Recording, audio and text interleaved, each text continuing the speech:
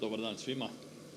Lijepo vas je vidjeti opet kao i svake godine na ovom događaju u velikom broju. Zahvaljujem organizatorima na još jednoj uspješnoj konferenciji, na pozivu i prihvaćanju ovih interesantnih tema. Prethodni govornici su govorili o tehničkoj zaštiti i povezivanju sa kibernetičkom informacijskom sigurnošću. To mi je izrazito drago čuti jer ta integracija je nužna i to je jedini način kako ćemo uspješno odrađivati stvari i sada i u budućnosti. Međutim, slušali smo do sada o tehnologijama, a s druge strane postoje ljudi, postoje korisnici koji prihvaćaju tehnologije uvijek možda ne na jednostavan način i koji vrlo često imaju strah od uvođenja novih tehnologija. Evo, kroz ovu prezentaciju kratko ćemo proći sve prethodne teme proteklih godina gdje sam govorio praktički o ljudima i ljudskom faktoru u korporativnoj sigurnosti, što smo do sada naučili, što nam nose nove tehnologije kroz primjer umjetne inteligencije, kroz istraživanja percepcije i stavova umjetnoj inteligenciji, kroz istraživanje o tome što nam uvođenje umjetne inteligencije u poslovanje donosi. Naravno, nezaobilazno umjetnu inteligenciju i kibernetičku sigurnost, to je uvijek nama interesantna poveznica koji se bavimo time i na kraju nekoliko misli u kom smjeru i kako trebamo ići. Proteklih godina pričao sam o pogledu na sigurnost u post-COVID razdoblju, što je bilo interesantno. Zapravo COVID je sada jako daleko iza nas, ali bojim se da su posljedice tog COVID-a još itekako prisutne u našem svakodnevnom životu.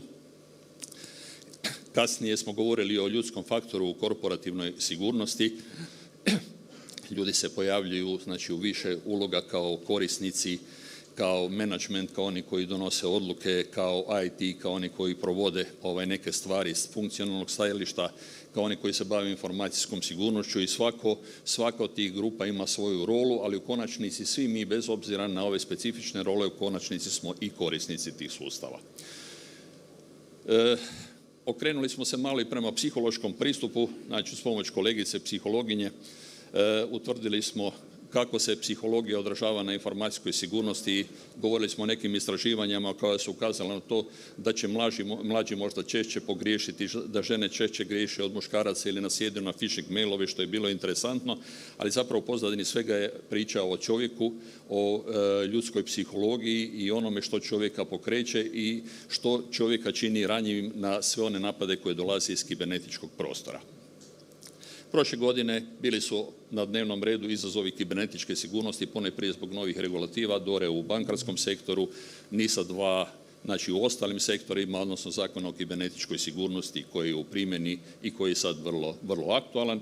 A evo danas ćemo govoriti o strahu od promjena vezanom za nove tehnologije, pri čemu smo kroz ove sve dosadašnje prezentacije zapravo isticali ključnu ulogu ljudi u sigurnosnim procesima, u sigurnosnim sustavima.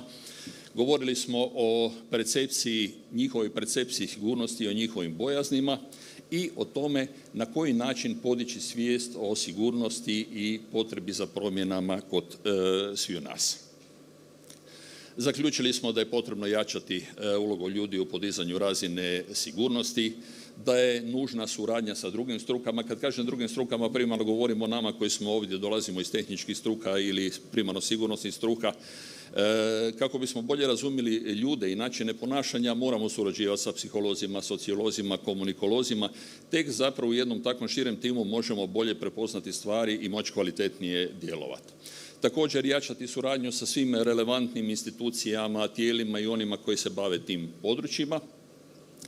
I jasno, nužna je provedba edukacije, to govorimo stalno, ponavljat ćemo i danas, uključujući i socijalni inženjering kao jednu vježbu gdje ćemo možda na jednostavan način ljudima približiti neke stvari i ugroze kako one izgledaju u stvarnom svijetu.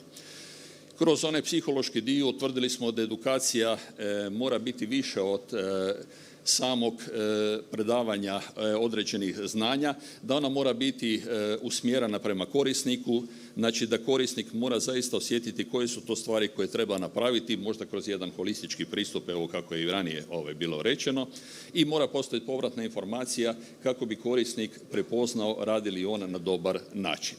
Znači, u konačnici nije dovoljno smjeriti se samo na edukaciju kao takvu, potrebno je smjeriti na promjenu, ono kako volimo reći, stanja svijesti. To je apsolutno nužno i to je možda najteži, najzahtjevniji dio ovoga našega posla. Nove tehnologije, naravno, ljudi ne vole promjene, doživljavaju strahove, pa i sami prvi Newtonov zakon govori da svako tijelo ostaje u stanju mirovanja ili jednolikog gibanja po pravcu ako na njega ne djeluje vanjska sila. I mi se zapravo pitamo koje su to sile koje će potaknuti ljude na promjene, na prihvaćanje novih tehnologija i kako bi mogli kvalitetnije živjeti i da to zaista dožive na odgovarajući način. To ćemo proći kratko kroz primjer umjetne inteligencije, gdje kroz određena istraživanja i određene podatke vidjet ćemo kakva je ljudska samoprocjena umjetne inteligencije, kakvi su stavovi, kako ljudi doživljavaju tu inteligenciju, koji su strahovi, koje su to bojazni. Vidjet ćemo nekoliko podataka vezanih za kibernetičku, informacijsku i kibernetičku sigurnost i zaključno pokušati vidjeti koji su to koraci koji će ljudima pomoći da jednostavnije i kvalitetnije u svoje primjene nove tehnologije. Što se tiče nekih podataka, pitanje razumijevanja umjetne inteligencije, ovdje možete vidjeti da samo procjena razumijevanja je otprilike neutralna, većina ljudi ne zna, je li zna ili ne zna, znači da smatra da je njihovo razumijevanje osrednje, dok kad razgovaramo o utjecaju umjetne inteligencije na poslovne procese, to je već onako malo kao ove ptica sa drveta, govore, aha, to je sigurno će 62% utjecati pozitivno, 8% misli čak izrazito pozitivno. Znači, puno je više onih koji misle da umjetna inteligencija donosi nešto pozitivno, ali pri tome kažu da je njihovo znanje osrednje. Znači, tu postoji jedna bitna disproporcija. Pa i jedno od istraživanja koje je provedeno prije nekih 5 godina u financijskom sektoru pokazalo je da zaposlenici imaju konkretno nisku razinu znanja, ali pritom umjetnu inteligenciju doživljavaju, odnosno njezin potencijal doživljavaju vrlo pozitivni. Što se tiče prednosti koju umjetna inteligencija donosi, vidite zapravo da ljudi doživljavaju uštedu vremena kao možda jedno od istaknutih. Znači, ovo je jedno ograničeno istraživanje, tako da ti podaci ne moraju biti u potpunosti vjerodostojni, ali daju jedan kvalitetan prikaz. Digitalizaciju poslovanja, smanjenje pogrešaka i povećanje produktivnosti, dok ove druge stvari vezano za dobit, za sigurnost i tako dalje ne doživljavaju ni blizu u toj mjeri. Naravno da prednosti primarno vide mlađi koji se služe digitalnim tehnologijama i oni koji su korisnici obrazovani i oni koji koriste već alate umjetne inteligencije, bilo poslovno, bilo privatno. Kad govorimo o nedostacima, a posljedično i bojaznima, vidimo da kao ključni nedostatak je istaknuto smanjenje ljudske interakcije. Znači, ljudi prepoznaju da umjetna inteligencija bi mogla dovesti do toga da ćemo se prestati družiti, razgovarati, komunicirati i to gledaju kao jedan od ključnih nedostataka i isto tako kao ključnu zapravo bojazan. Gubitak posla je na drugom mjestu, nešto što bi možda intuitivno rekli da bi možda bilo i najvažnije, ali interesantno ovo je sa interakcijom. Zatim, kod nedostataka etičke dvojbe, što je interesantno, znači da ipak ljudi prepoznaju etičke dvojbe kao nešto što se odražava, znači ne samo na pojedinca, nego na društvo u cjelini, sigurnosne ugroze, zatim visoke troškove i nesigurnost u tehnologiju, a samo kod bojazni sigurnosne ugroze su malo preskočile etičke dvojbe. Tu se spominje i nedostatak obuke, što je isto vrlo bitno, a i sama brzina uvođenja tehnologije.